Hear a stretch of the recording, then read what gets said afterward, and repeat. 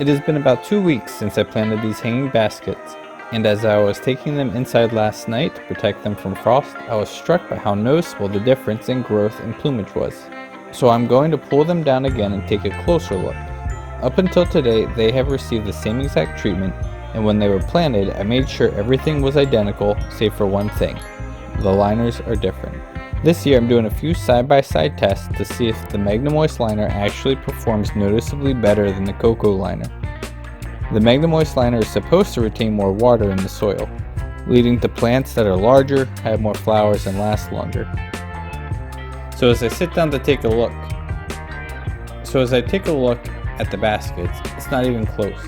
I wasn't actually planning on evaluating so soon after planting, but the MagnaMoist basket has clearly pulled ahead of the Coco one. The Creeping Jenny has more vines long enough to hang over the side, the Viola has twice as many blooms, the Alyssum is easily twice as large, and the Snapdragon has snapped open while the Coco Snapdragon remains shy. The only plant that isn't noticeably punching above its weight is the Alternanthera. And look at the soil. I've watered these in tandem since their planting, but it's clear now that the Coco basket must be watered more often. Its soil is bone dry while the MagnaMoist basket is cool and damp.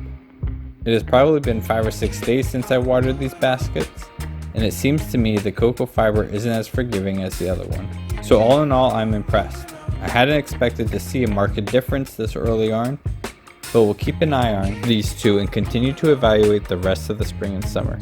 Now since I have them down here, I'm going to do a little maintenance as well. 5 plants in a bowl draw up a lot of nutrients, and I want these plants running at full throttle all summer long.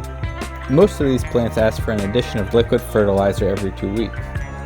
But for me, if I don't have to buy fertilizer from the store, then I'm going to do something else. So here's what I've come up with. I go to this guy, his name's Daddy Boy, and feed him plants. In return, he gives me about 200 of these per day. I take those and feed them to my worms. I think his name is Squidworm. The worms turn the pellets into castings, which are microbially rich and balanced in nutrients. So I take the castings and place them in my soil as a fertilizer, which grows me larger plants, which I feed to Daddy Boy. Well, he doesn't get to eat my flowers, but it's a closed loop that connects multiple acts of the gardening experience. You don't have to garden like that, but I really like it when everything in my garden is connected and strengthening each other.